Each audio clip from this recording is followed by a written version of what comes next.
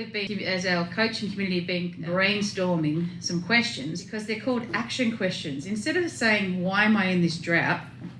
Or, why did this happen to me? It's like, if you form your questions towards your goal, like it's like a presupposition, you're presupposing success. It's more like, how can I get more diversity? So that means, what is my intention? What is my desired outcome? What are the next steps I need to take towards my desired outcome? So having your goals there. How can I become an even better observer? Instead of like, how can I work? So how can I become even better? Yeah.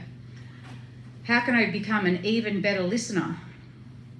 How many ways can I continue to focus my awareness to learn more about the functions of healthy soils? So knowing you already know some of the functions. How many ways can I continue to build diversity above and below the ground? How can I continue to create even more opportunities to support nutrient cycling? So it's always on the positive. How many ways can I continue to increase my profit margin? And how can we continue to collaboratively create breakthroughs for building resiliency in farming systems for the land, the business and farmers?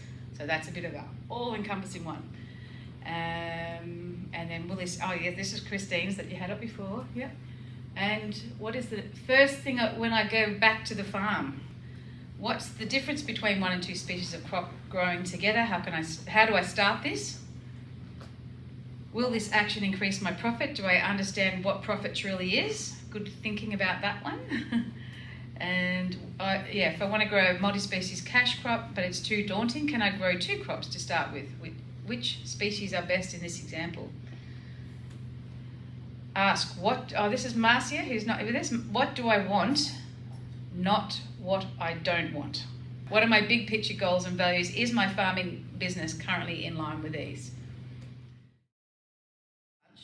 Would this be the 4 areas that you could break up into 4 groups, or is there something that I've missed? And so the first one I'm talking about, big one the last couple of days, is increasing species diversity, but particularly in understanding the functional families more.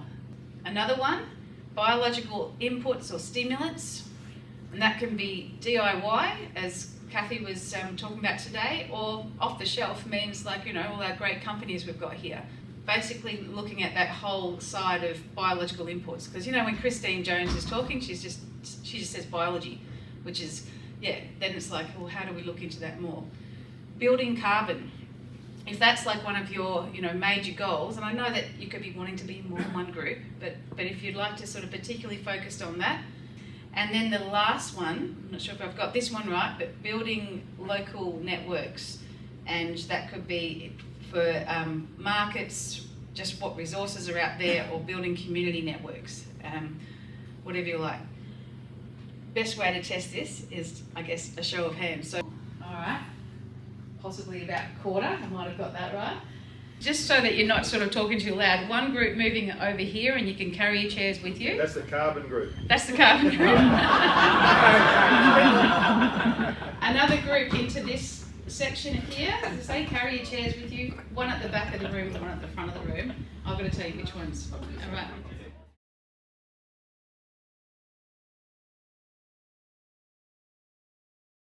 So we thought the first question would probably be, where are we starting? And that involved looking at what are we trying to change?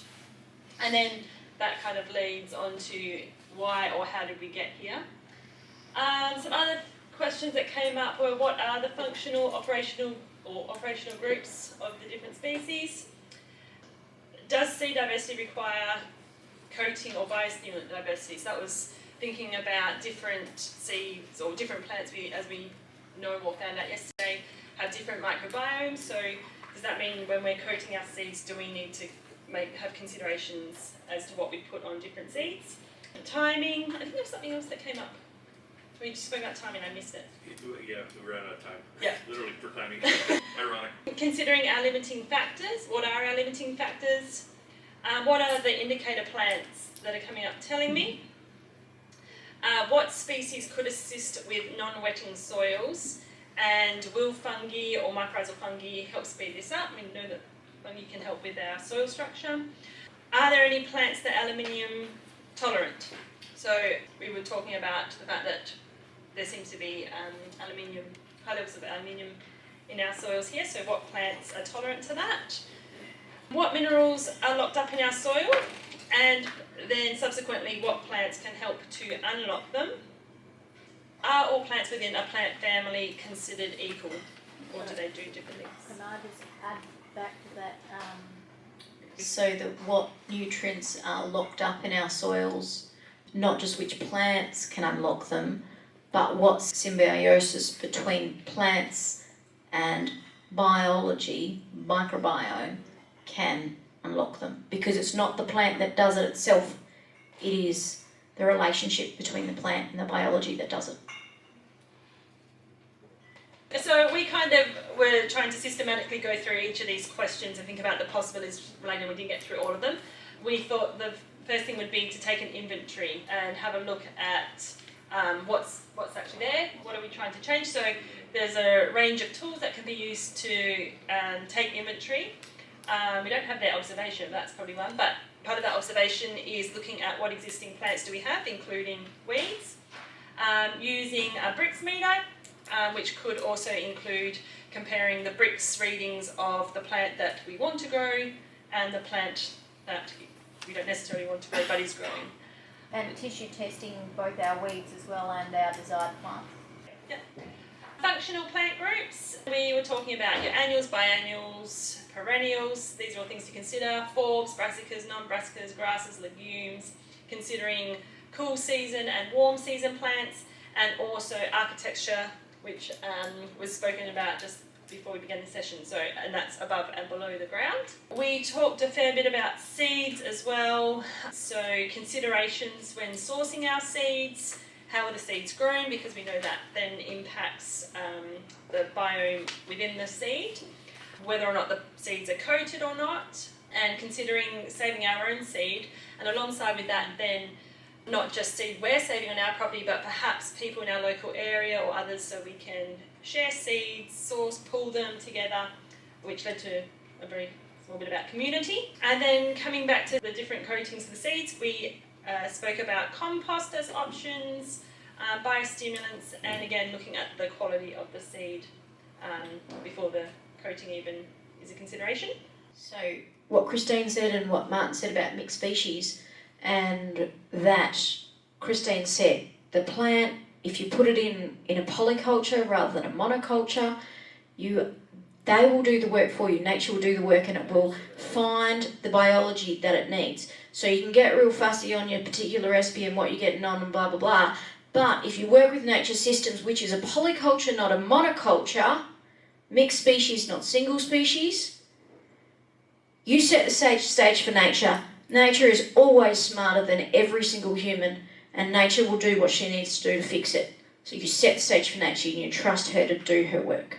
And then the last one we got up to was limiting factors, and one of the things that we could do there is be observing what weeds are growing, listening to our weeds and understanding what it is that they're trying to tell us, which will then allow us to then consider further actions.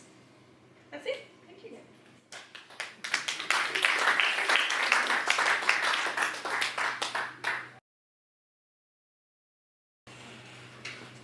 Righto. How do we know the quality of the stimulants we are using and the benefits we'll gain from them? How do we increase biostimulants in the soil? How do we know what stimulant is for you for your particular need? Where do you start with biostimulants? Where's our starting point? Where do we even begin?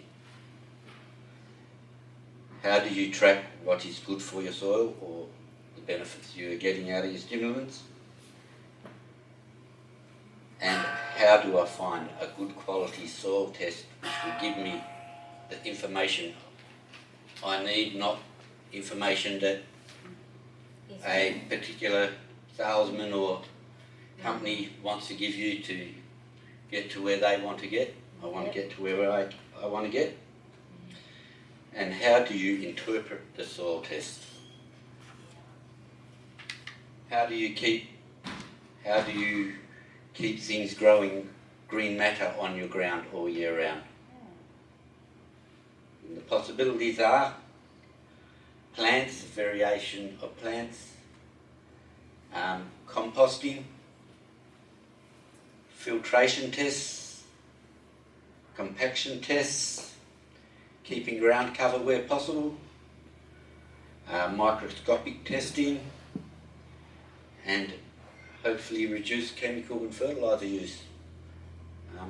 Yep, and that's where we got to. That's awesome. Thank you, Carl. We are up to building carbon. I like the way these topics are weaving into each other because they're all connected. Building carbon. What sort of questions might we be asking?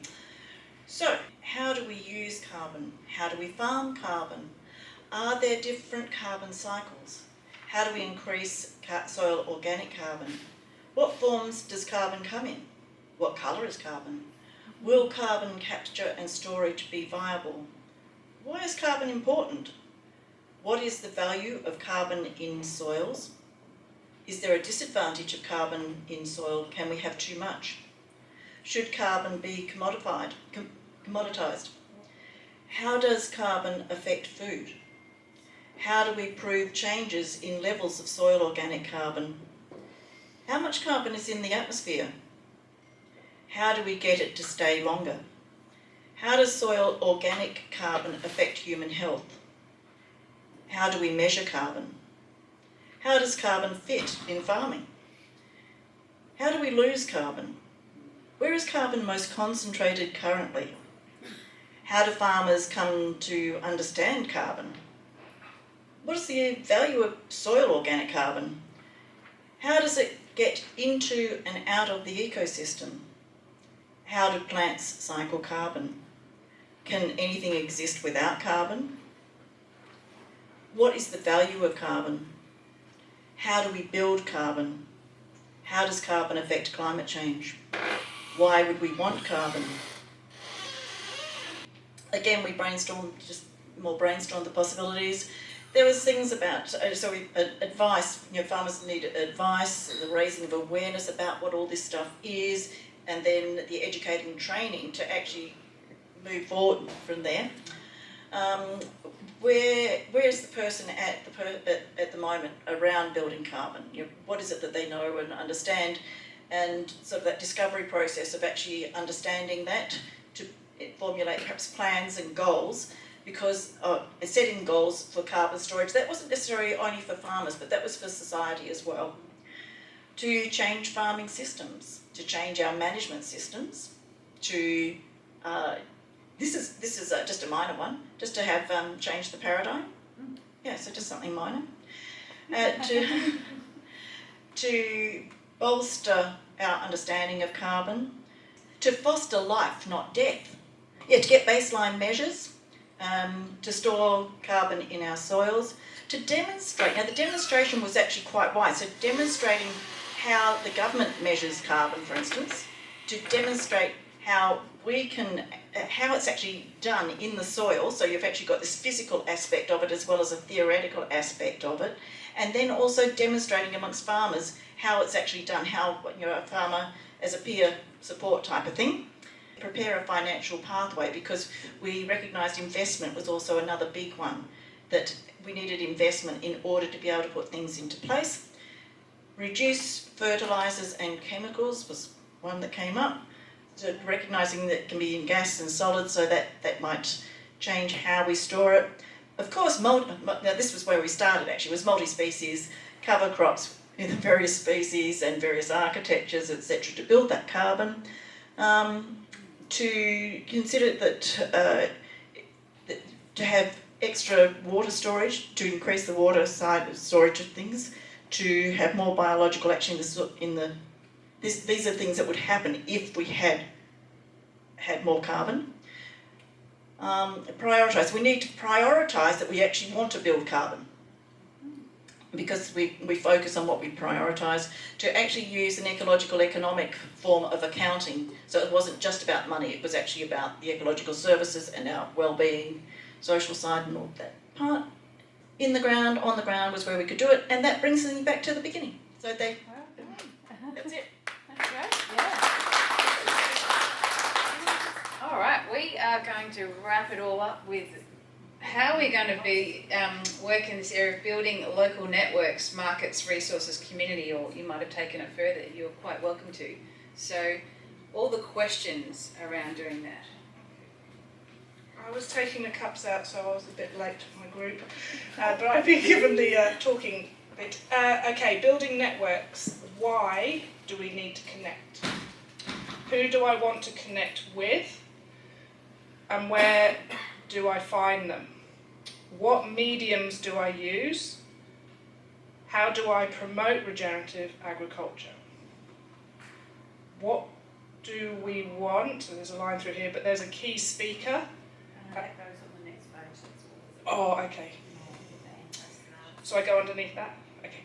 What is the motive, intention of building network, values, resources to use, current resources, self-organising and transformational, maintaining network? That's the really big, hardcore question, is how do we actually maintain what we've created today when we take it out there into the wilderness and we find ourselves on our own? Will a network contribute to going forward, and who can help us? They were the questions.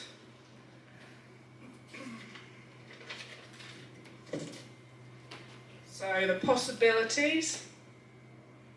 Oh yes, so sorry, I don't really understand the key speaker bit because I wasn't here. Well, that was yeah. Go on. No, just explain the key speaker bit. Just that that was put forward as like we're experiencing this, and that's created community among us, and right. that's a thing that we could repeat. If I got that right, that's a thing we could repeat in our local. Yep. We're building networks. Yeah. Use this tool. Local peer support groups. Kind of. So you'd call it like calling it local peer support groups. And then giving everybody a lot of space to talk.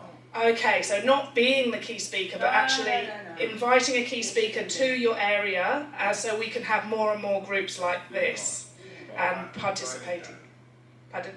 Like get a key expert in, speaker, run a training, education. Yeah. Or Exploration day?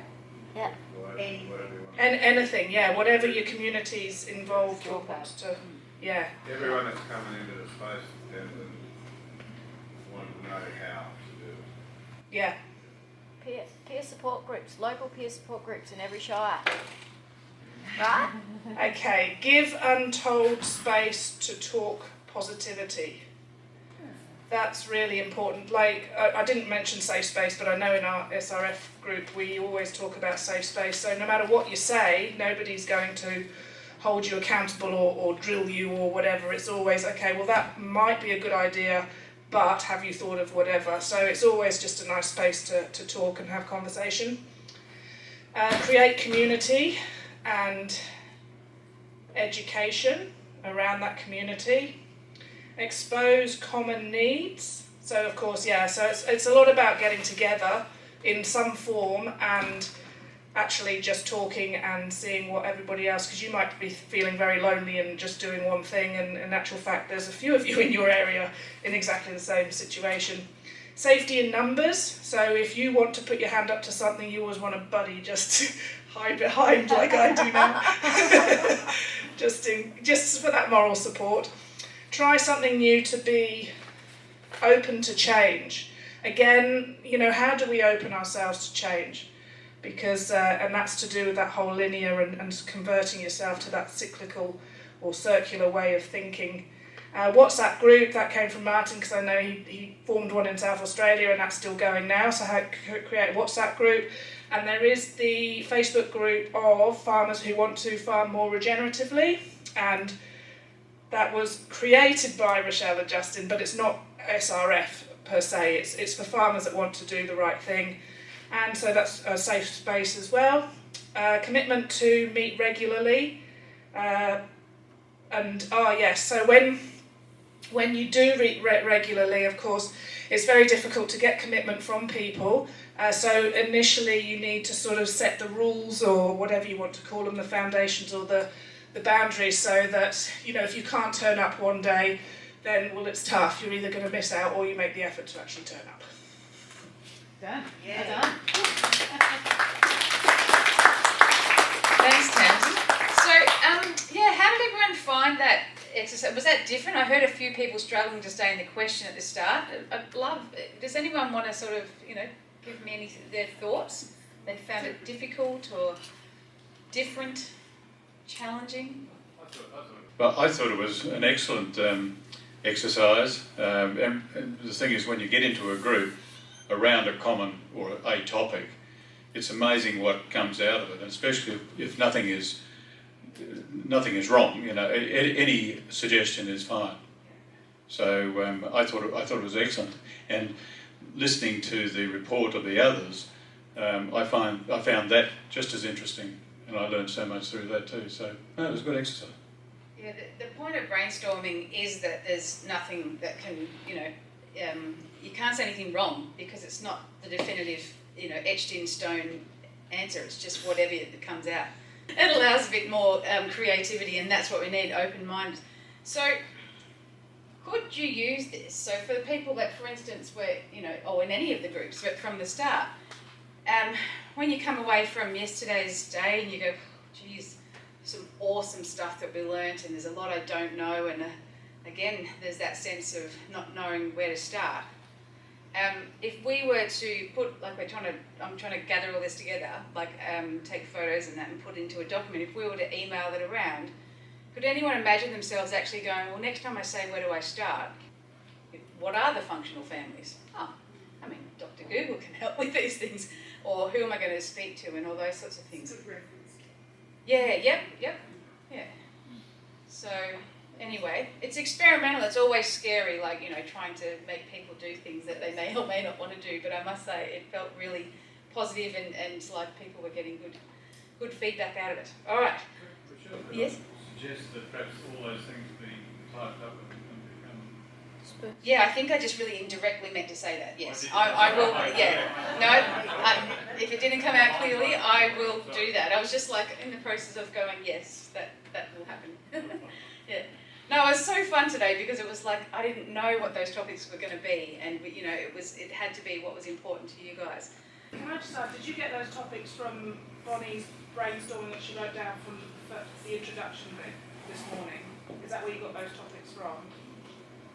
I just at lunchtime thought that these were the things that we were talking about in the last 2 days. Yeah. Martin, did you want to say something? Oh, yes, please. Won't be long. One thing I sort of neglected to talk about this morning with the work that I'm doing with Darren Mudford, it's not my stuff going on his farm, right? It's our stuff going on his farm. He's the farmer.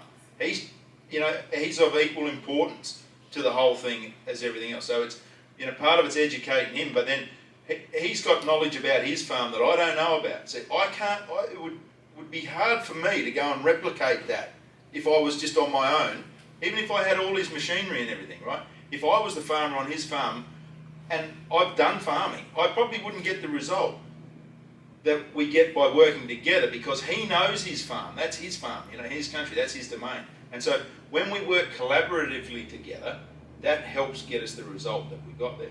And this is if you can, get together with your buddies, and what I always call it is we have robust discussions, kicking it around. And then I always like the one left to right, right to left, inside out, upside down. And that's only the beginning, when you're looking at stuff. And another thing on that is that's your bullshit filter, right? When you look at it 4 different ways, if you get the box ticked 3 times, fair chance you're on the right road, right? But if you kick it around 4 ways and you only tick 1 box, well, there's a fair chance you're on the wrong track, because you've still got 3 that didn't tick. So, it is cool when you're working in a group, how this working in group and sharing and coming together, and it's powerful stuff. We had a fantastic group up the back there. We had better sofas. But, they kicked me off the sofa. Right. You needed to be outside of your comfort zone.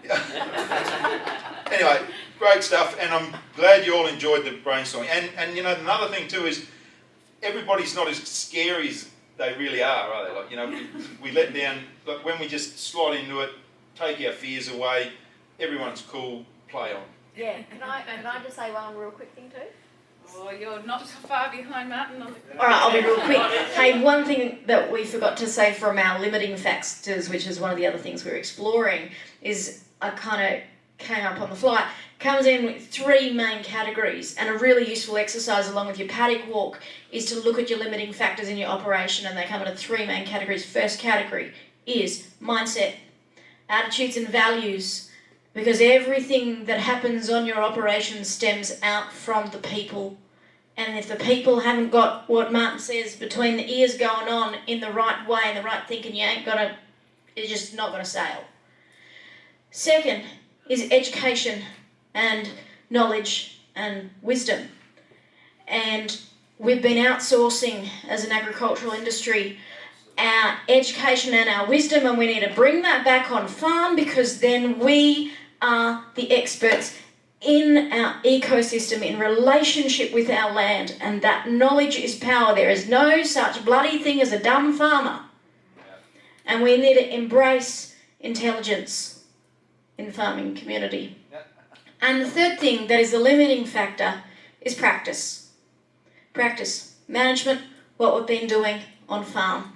So they're the 3 things, 3 headings, 3 umbrellas that our limiting factors can come under, and I think a really useful exercise would be brainstorming what happens in your operation and what are your limiting factors in all 3 categories. End of. I can't argue with that. What's unique about coaching, because it sort of wraps around what these guys were just saying. Coaching is a commitment to equal partnership where both parties have mutual respect and place. The client is in the driver's seat when it comes to the decision-making process, which is what you were just saying. Coach's role is to partner and support them to facilitate that growth. You've got to trust your intuition, but resist the temptation of telling, suggesting, judging, or trying to fix the client. And that's not actually out of agriculture, that's just generally what coaching's about. So I had wanted to drop that bit of wisdom in sometime. At this point, I just want to say we've loved spending time with you and meeting you, and I hope that you've enjoyed the time with us. Ken had a little video, and I couldn't get it to work, and I just think I pressed the right buttons. Do you want me to just show that quickly? He just thought this, and it's just an opportunity for everyone to see. You've got 2 minutes. Some comments came up. So we're looking through the side of an aquarium at water repellent soil that's had extra water put on, just to show the air escaping out of a water repellent soil. So my role is to look at limitations to production and what can we do better. When with water repellent soil, we're told that it's organic wax on the particles, and I sort of thought, well, when people burn stubble, that should remove wax, but it doesn't seem to. And I know down at Capel, you burn jarrah logs for, that'd be a couple of weeks burning, get pretty hot, and it'd be more water repellent where the logs were. So I thought, well, what else is there that I could look at? And I measured the soil that was water repellent sitting on top of soil that's not water repellent, and the big difference came out particle size. So the water repellent soil had smaller particles of soil, which by inference would mean smaller air spaces in the soil. I thought, well, my logic at the time was the small particles of soil should wash down. Why are they on the surface? And then I thought, well, dry soil, dry air, as the water comes into the soil, the air must go to the surface, and it's firing over time, those little particles to the top. And by putting that water in that picture above the soil, you get an idea of how much force is actually firing those small particles to the surface.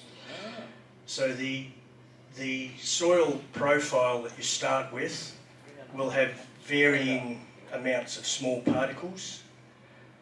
For example, Bassendean sand versus Spearwood sand. they're dunes running side by side, but the spearwood sand, the water gets in more than the Bassendean sand. Soil particles is one of the big differences. So it looks like the amount of water repellent layer you have is determined by how much small particle is in the profile, and over time it gets to the top. So people going out inverting soil to a metre or so will be fine, but if we have a run of wet years, that fair chance they're going to work their way to the top again. So a whole range of things, but just going back to basics is going to help determine how to manage this better. Thank you. All right, now I'd love to hand over to Amanda to do a bit of a weave and a wrap up, and then we'll finish with some thank yous to everybody. Well, I've been gifted 15 minutes. I'm not sure how long I need. I mean, my head is exploding. It's just, and it's also, I'm in a bit of a reverie. I've just taken in so much information and knowledge. It's just been incredible. There's such a biodiversity of experience and influence in the audience. And look, Catherine and I, my colleague, we've been gifted to stay at Mick and Delisa's farm, an incredible property, and it's so close to being certified organic. Well, I think it could be. It is so regenerative, such a beautiful property. But then I realised, we went out to Murray Gray's and I spoke to Karen, and she talked about her soil being, I think you said black clay and gutless white sand. I think, yeah. Yeah, and I thought, okay, so I don't need to talk about, a really fabulous farm that's in the district, because there's such a range of experience and, and trials and what you'd have to do. So, but I think we're all here for the same reason, why are we here? And I think we're here because we all see the potential for a much more beautiful world. We really do. And so how do we get there? And then James this morning gave me the idea that, how often do you hear farmers talk about, in awe about nature? And I thought, let's bring more of that language into this discussion. We need to talk about how to restore biosystem function, and, we need to store carbon and all of this stuff. But maybe also we need to talk the language of, as he did, the language of love, which is just so, and Catherine, my colleague, I think, was also doing that. And it does bring a kind of alchemy into the conversation, that it is much more than money. It is vast. Yeah. I was thinking at the Haggertys 6 months ago, I don't know how many of you went there, but that was a real high spot for me. I hadn't been kind of going to things at the time, but I went there, and the language of intuition and flow and joy was there. And there was probably farmers, this will never work, there was that kind of stuff going on. But there was also a sense that we don't need to be defensive anymore. We're on a roll. We're on the right side of history at this point. I just think, we should take the courage to use all the language, give ourselves permission to use all the language we can use, not just that of, restoring ecosystem function. As useful as that is, we're allowed to bring poetry into this story. I was going to try and talk without notes, but I haven't got there yet. Yeah. And I was thinking too, regeneration, it's a process of resensitization. It really has been for me, and this is kind of very personal. My life has changed enormously, and in the last 6 months, I feel like I'm just losing filters. And John Thompson gave me the language of, I'm decolonisationing myself, if that's a language. Yeah. Generations ago, this is what we're still trying to get rid of. The way we looked at the land, it was just ridiculous. And now we're embracing it in our own language and our own terms. Yeah, and I think also, and I mean no disrespect to my ancestors, but I was brought up in a world that was dead. I really think I have really spent a lot of time resensitizing myself. And I say the world is dead because there was humans and there was pets, and everything else was just kind of stuff. And it was a pretty pissy kind of Christianity I was born into, you know, that really lukewarm Christianity. I'm sure it could have been stronger, but it wasn't in my life. And I think that everything that's really important in the world is invisible.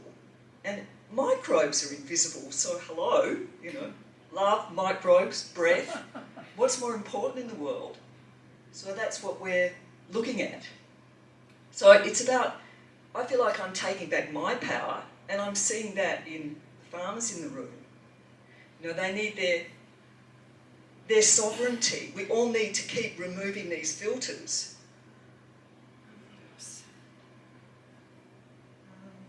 And this room is sanity. You know, I have just felt really sane.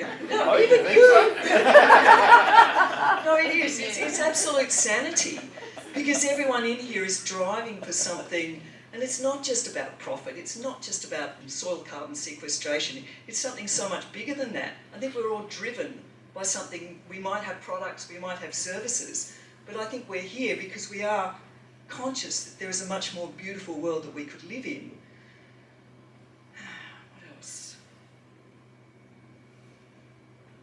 I think I told you earlier I trained I had an art practice for years, and so I was trained in aesthetics. And in terms of trying to make money, I could give farmers a run for their money. I mean, you know, it's a really useless way to make money. It's really, really tough. And like farmers, artists are primary producers. You know, we are the makers. We've got all the labour, all the creative intensity. We do all the work, but we don't get the money. Or most of us don't. You know, there's the top percentage. But most of us, you know, our seeds fall on fallow ground. It's a tough way to make a living. It's pearls before swine. Yeah, well, I tried that one. That didn't get me any more exhibitions either. But yeah. But you know, this is the change right here. I keep thinking about the 70s at the moment. I'm not sure why. Maybe it's because I'm removing all these filters and getting younger, going backwards somehow. But remember that, anyone remember a poster from the 70s? And there was, I think there was a huge fish with a gaping mouth, and there was a whole mass of smaller fish. And this huge fish was obviously going to devour them all. But the next panel, all the little fish had formed themselves into a way bigger fish, a whale of a fish, and were devouring the big one. So I'm thinking, you know, we've heard, you know, Max and Tamsin, you know, the big ag, the big farm, you know, the big shit that is driving the system that we're all trying to get out of. You know, I think maybe there's something in the 70s, only we're doing it so much better now because it's so much more holistic. We're bringing ourselves in. I mean, we really need a new story. And I think it's not going to be the one of good versus evil. I was thinking, you've all heard of Lord of the Rings? And I was thinking, you know, the hero sets out, you know, many travails, ugly trolls, whatever. And then good prevails, the good wizard rules, and everything is wonderful. Well, yeah, nah. That's not how it works. I think a better analogy, metaphor, would be Game of Thrones, where the beautiful queen, I saw enough of this to know the beautiful queen with the dragon released all the slaves and then turned into the biggest tyrant you've ever seen. So I think, you know, we have to stop blaming. You know, there has to be more of this. And this is the holism of regenerative agriculture. It has to come from the heart. We have to look into ourselves to really understand the complexity, the holism of it all. And it's more effective. I mean, I know from my activism in the 70s, he was always, you know. Too much. Oh, We. It doesn't work. It just doesn't work, you know. I had a friend who made a sculpture, and it was a finger on a thing, you know, and it was this, and it did this quite happily around the room. It was just, I looked at that and thought, oh, I resemble that comment. You know, it's just excellent, you know, really excellent. So it's about self-responsibility, and that is the way we're going to get sovereignty. And I think, yeah, you said it really beautifully earlier, you know, it's about us. So, and this from John Thompson too, I just thought, yeah, how do we support people to make this huge paradigm shift? I mean, I saw a bit of it in holistic management. That's a kind of, it challenges your paradigms and you think, oh, I didn't even know I believed that. But I think we have to understand that any change triggers grief. It really does. You know, you have to let go of something. So to not understand that, you know, is not to get anywhere. And I've had trouble with this. I've had to walk behind much more reasonable people than me to not go, you're poisoning the soil, you know, I really, it's not going to get you anywhere. So to just hang out with people who teach me that you have to meet people where they are, and nobody's wrong. If you don't create a safe space, there's no change. People are scared of change. I'm scared of change, or I think I'm not. But then somehow, you know, things slow down because change does, it triggers grief. I think I'll leave you with the sense of potential. I mean, on the farm we're on, and it was just lovely. Mick and Dallas are really lovely people. I hope some of you met Mick yesterday, he came. But he was showing us around, and they have, they do potatoes as their main crop under pivots. And he showed us one of these huge pivots, and after they take the potatoes out, they put millet in. So Catherine and I were taken to this millet patch. And oh, it was fantastic. I was enchanted. I'd never seen millet grow, and I realised, oh, it's related to sorghum. Massive. And you could see areas, Catherine thought of eating it, and then we're all eating it going, this is really sweet. And then we're seeing where the sheep have just nailed it, and it's really strong. But of course, Catherine and me immediately said, but you've only got one. Well, you should multi-species, you know, where, and Mick's a really nice guy, handled it really nicely. But when I was in but when I was in that crop, someone, the way the universe works, on the way up, someone had sent me Dr. Vandana Shiva. And it was she's an eco-feminist, and she's someone who's really keen on seed saving. You know, she's trying to stop people, big ag, from patenting nature, the GM fight. And she was talking about millet. And she pointed out, and I saw this, she pointed out what a huge load, a huge seed load this millet had. And it was obvious to me standing in this field, this is so much more grain than you'd get in a wheat field. I mean, this is I don't have data to back this up, but it just seemed to me, and it's gluten-free because so many of us are triggered by eating too much gluten in the manufactured breads and wheats we eat now. So on his farm, I mean, I said earlier that his farm is, you know, as Christine says, it's this close to being some kind of regeneratively declared. He could feed WA from this farm. It's 7,000 acres. He's got natural springs. They've got turtles and yabbies in it. It's really, everyone there is really happy. There's 3 generations. There's really nice looking workers. It's a really well run farm. And you could really do, we don't know the limits of this. What you could do on that farm would just be, we don't know the limits. Yeah. Thank you so much. Oh. You forgot the worms. Oh, and they've got worms that are a foot long. Because I've never heard of, I mean, it was the wrong season to look, but we're coming back to find one of these worms. And this might be the way you keep the gas and oil people out of your place. And maybe I would like to help you keep the gas and oil people, because if they ruin that property, I mean, it's just, It's the, I couldn't imagine anything stupider. Activism. I'm sorry, yeah. But this will be smart activism. We're going to love these gas and oil people out of this country. Thanks for listening. Thank you so much, Amanda. When I asked you to do that wrap up, I just didn't, I knew it would be wonderful. So I just want to say thank you to everyone. It is wrap up time, it's afternoon tea time, but I want to say thank you to our wonderful expo that really made this day possible. So we had Joe Roby Natural Fertiliser with Joe and Rob, Carbon Sink with Louise Edmonds, and Kevin was definitely came into his rock starness out there in the the family species group. We had Nutrisoil Biological Solutions. I hope a lot of people picked up those brochures because I've got to take them otherwise. Carbon West with Jennifer, Sam and Annie. Regen WA, make sure you join their newsletter. And Convert with Rebecca with her 2 hats, or 1 hat for and Seaside, and they're just not on that list. I'm so sorry. Seaside Carbon West. Did I say Carbon West? Didn't I? Yes. Yes. Oh, see, not perfect yet. Right, there we go.